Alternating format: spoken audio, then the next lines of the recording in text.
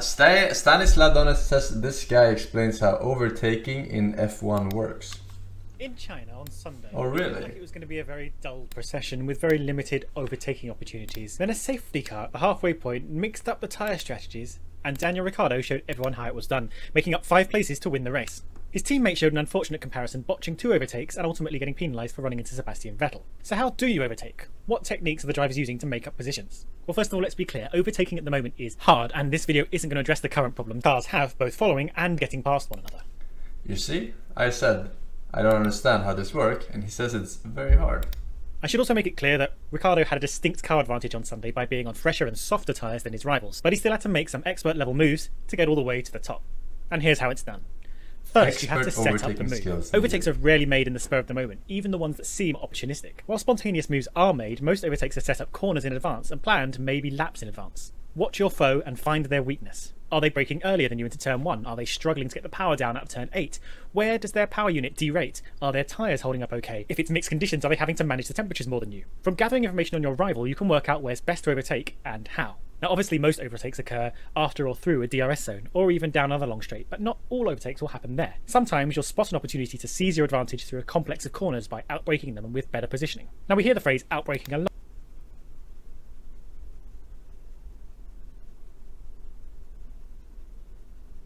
So you were actually opposite from correct when you said because of wind resistance. The most overtaking happens when there is the least amount of air resistance, when you're slowing down on the DRS.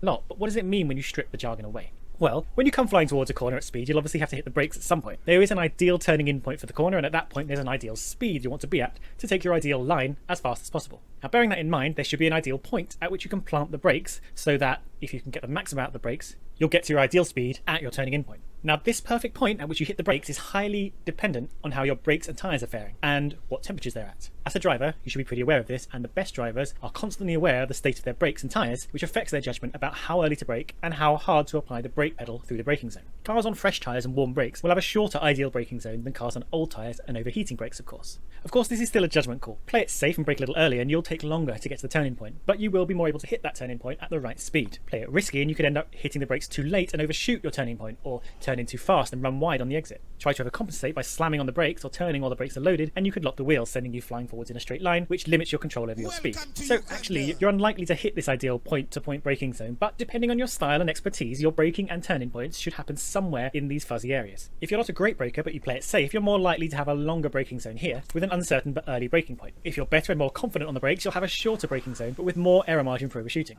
To put into perspective how important precise braking can be, imagine a sharp corner at the end of a long straight. This is the tilt era of F1 circuits, so that shouldn't be too hard to imagine. Now say you're going 200 miles an hour at the braking point. Well, that's 89 meters per second. So half a second too late and you've overshot your braking point by 45 meters. Even a tenth of a second too late is 9 meters, which is the length of 2 Formula 1 cars. And a tenth of a second too early is also a massive 9 meters before the braking point. And if you braked early, you'll be down to turn-in speed 9 meters before you even reach the corner. And that's a massive time loss. Damn, so that's to outbrake true. someone is to So simply fast get closer that to this ideal braking point to turning point zone. precise. If you can manage it better than your rivals ahead, you may be able to pull alongside. Now getting yourself alongside is only part of the battle. You'll also have to consider your positioning. If you're overtaking into a corner, you want to ideally get yourself on the inside. As we've looked at in our racing lines video, your ideal racing line looks something like this. If you manage to get yourself here when your rival wants to turn in, you've disrupted their racing line. You are now taking the dominant position through the corner, and you could force your rival to concede to you through the exit by taking the natural line. Even though you entered the corner much more tightly, you can then drift wide towards the edge of the track.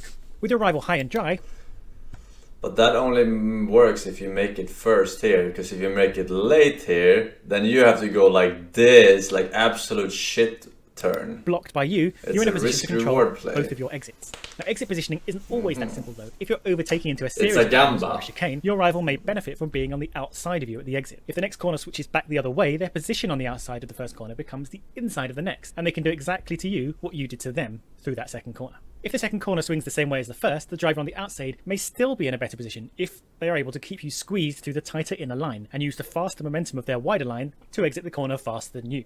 Now on corner entry you could also try and move from the outside, though this is much harder as your rival does have the high ground. But either you need to try and drive right around the outside of your rival, and this almost always depends on you having the confidence of a stronger car at the time, either an outright chassis advantage, think Mercedes coming through from the back of the field, or by having fresher tyres at that point in the race. Or you need to hope you can frighten them into a mistake. If they brake too late, lock up, or start to lose balance, they will overshoot the turning point. You can start wide and hook in, aiming for a late apex and a strong early acceleration point that will give you better oomph out of the corner than your mispositioned rival. Also remember that if you scared your rival to the inside... So basically, you want a car with super acceleration when both cars are very slow in the turn, right? At slow speeds.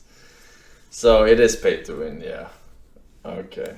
Their braking point needs to be earlier than you, as they have to take a tighter line. If they've moved to the inside at the last minute to block you, then they have a greater chance at overshooting by not braking as early as they need to. Not to mention that the inside of the corner is dirtier and slipperier.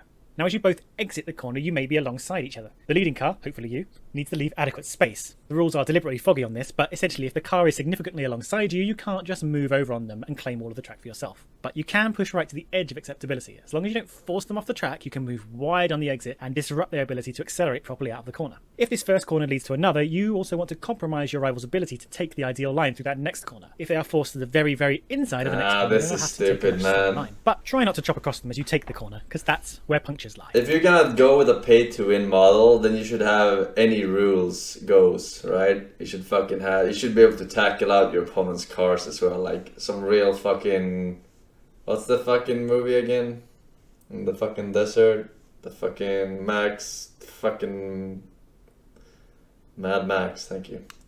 Now employ the art of surprise. If you're gonna go pay-to-win model, you don't stop want to having these like coming. fucking Naturally, if grey you're more likely to area overtake in a rules post-DRS braking and zone, then just they'll go be full wary out. of you making the move then. But that doesn't mean you should barrel down the track alongside them, showing your entire hand. Staying tucked in until just before the braking zone gives you the slipstream for the longest possible time, yes, but it also forces your rival to pick their position first. If they cover the inside, you can leap to the outside or go deeper inside if you've got the space. They aren't allowed to sweep across the track once you're near the braking zone, so at some point they have to commit to People will their defense. die. Ricciardo is good at leaping out from behind at the last Right, minute and leaving what rivals about you looking at a make wall of red ball instead of an tracks apex that they were aiming prevents for. them But from not going every really move is fast? planned. Like Opportunistic just moves can be the best you infinite can hope for in a fucking race where curves overtaking everywhere, opportunities are right? proving rarer than French steak.